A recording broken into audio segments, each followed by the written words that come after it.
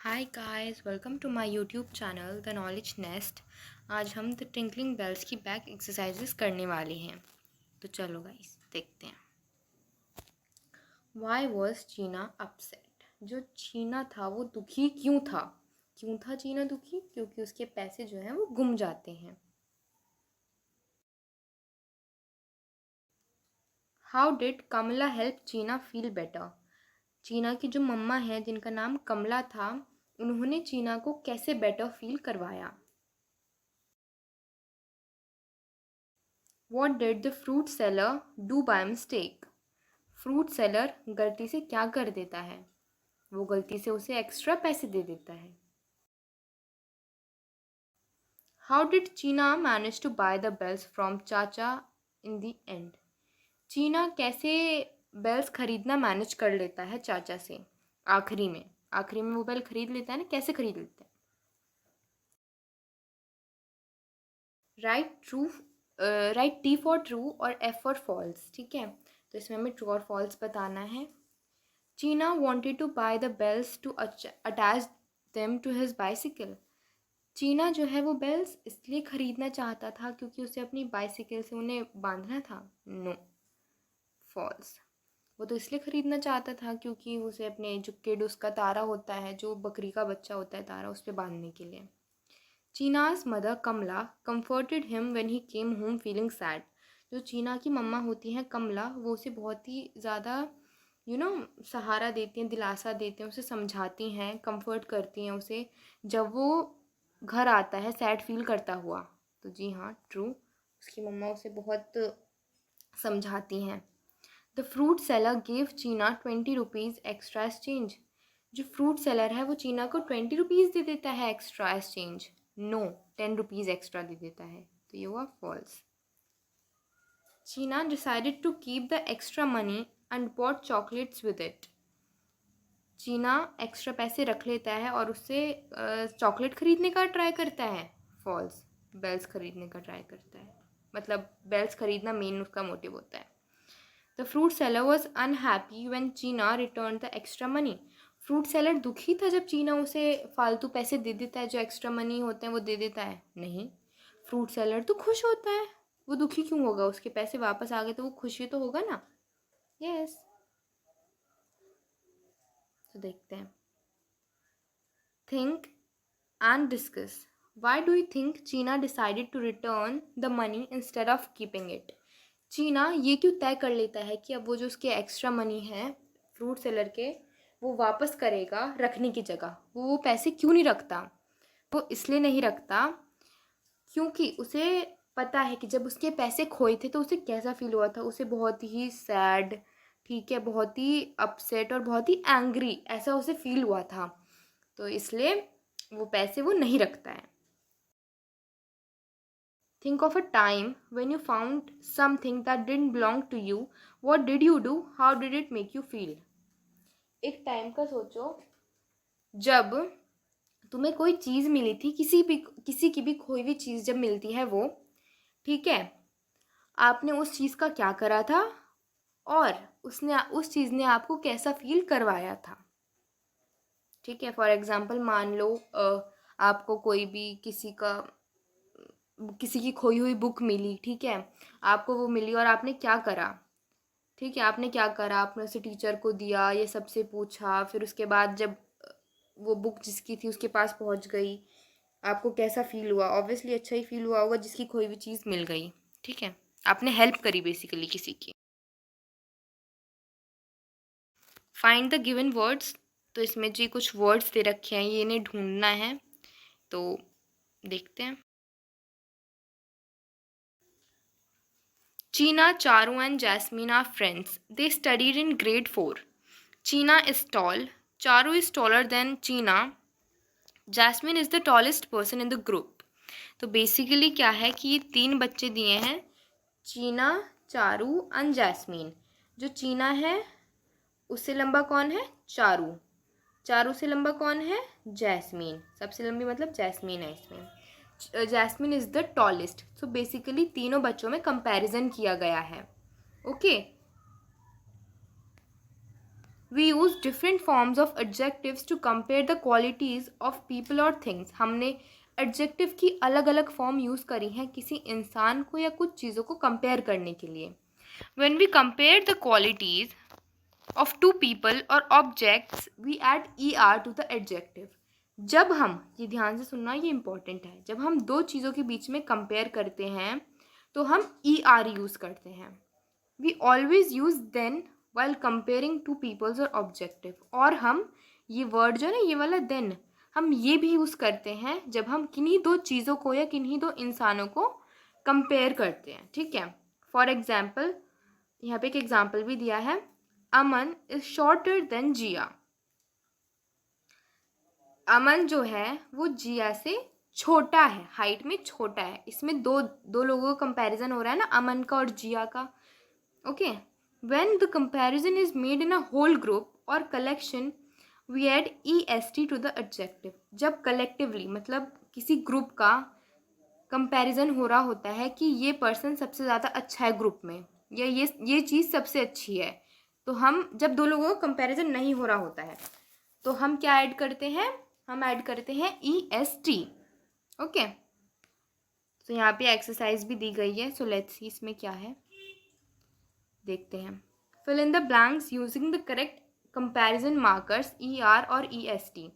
हमें ER और EST लगा के सेंटेंसेस कंप्लीट करने हैं। शब्द तो अब देखते हैं, आपको ध्यान रखना है जिनमें कंपैरिजन होगा उसमें हमें ER लगाना है और उसमें हमें देन मिलेगा। तो देखते हैं, जनवरी is the cold dash month of the year. तो इसमें क्या आना चाहिए, ER की EST? मेरे हिसाब से पहले देखते हैं ER। ER क्यों नहीं आएगा?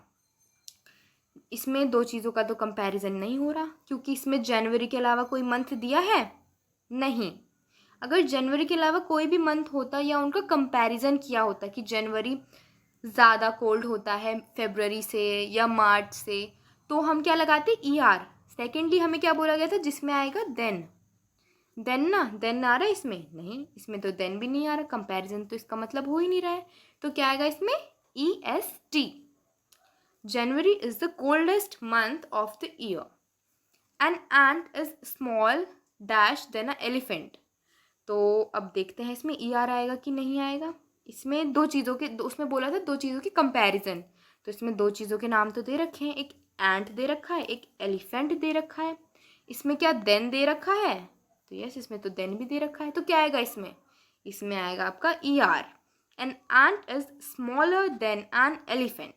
ओके, अब देखते हैं नेक्स्ट वाला, माई sister is smart dash than me. मेरी जो बहन है वो मुझसे स्मार्ट है। ठीक है, अब इसमें क्या हो रहा है, दो चीज़ों का कंपैरिजन हो रहा है, मेरी बहन का और मेरा। ठीक है, और इसमें तो देन भी दे रखा है, बोला था ना एक, उन्होंने एक और शर्त बताई थी कि उसमें देन भी होना चाहिए कंपैरिजन करते टाइम, तो देन भी दे रखा है। तो क्या आएगा इसमें, ER। My sister is smarter than me. Okay, अब नेक्स्ट देखते हैं, Jay was the fast dash person in the race. अब इसमें देखते हैं क्या आएगा, ER आएगा क्या इसमें, क्या दो लोगों का कंपैरिजन हो रहा है, नहीं, इसमें तो खाली एक नाम दे रखा है जय, इसमें तो कोई दूसरा नाम दिया ही नहीं है। देन दे रखा है इसमें, देन नहीं, मुझे तो देन भी कहीं नहीं दिख रहा, दिखेगा कहाँ से, क्योंकि है ही नहीं। तो क्या आएगा इसमें, EST। Jay was the fastest person in the race, मतलब जो रेस में जितने भी बच्चों ने पार्टिसिपेट करा था उन सब में से जो तेज भागा वो जय था। ओके,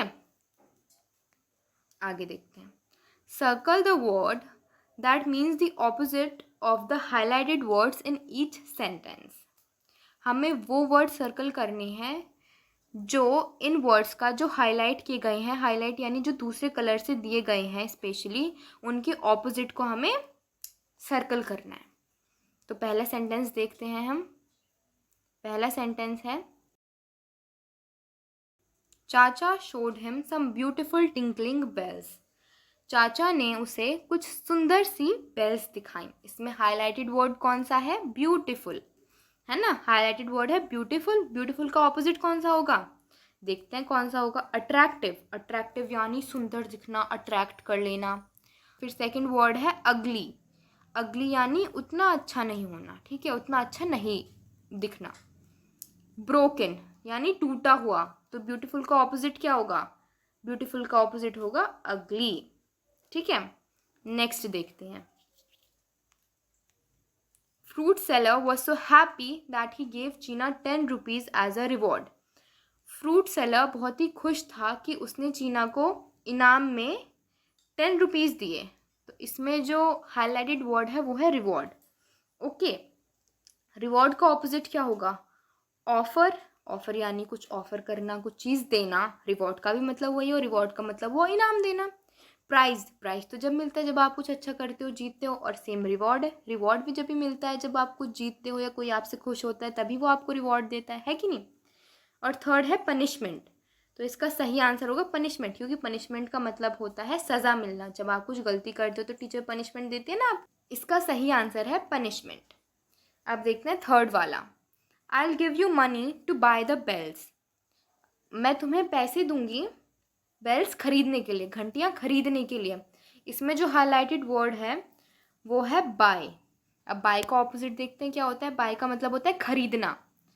पहला है सेल, दूसरा है परचेज, थर्ड है ऑर्डर। सेल का यानी बेचना, बेचना खरीदना। वैसे तो हमें इसका आंसर मिल गया है, सेल का यानी बेचना और बाय का यानी खरीदना। इसका होगा पहला, बट हम और वर्ड्स भी देख लेते हैं। परचेज, अगेन परचेज का मतलब होता है खरीदना। ऑर्डर का मतलब होता है कुछ ऑर्डर दे के खरीदना, ऑर्डर देना, कुछ लेने के लिए ऑर्डर देते हैं ना हम। तो इसका सही आंसर है A, sell. Can I buy chocolates with the money, whispered Cheena. क्या मैं पैसों से चॉकलेट खरीद सकता हूँ? कौन बोलता है? चीना बोलता है। विस्पर्ड का मतलब होता है खुसफुसाना। ठीक है, अब देखते हैं। पहला वर्ड है मरमर्ड। मरमर्ड यानी मर्मरिंग साउंड में धीरे धीरे आवाज़ में कुछ खुसफुसा के कुछ बोलना। अगेन ये तो नहीं हो सकता। शाउटेड, शाउटेड यानी चिल्ला के कुछ बोलना। ठीक है, और सी है टॉक्ड। टॉक्ड यानी नॉर्मली बातों से कुछ बोलना।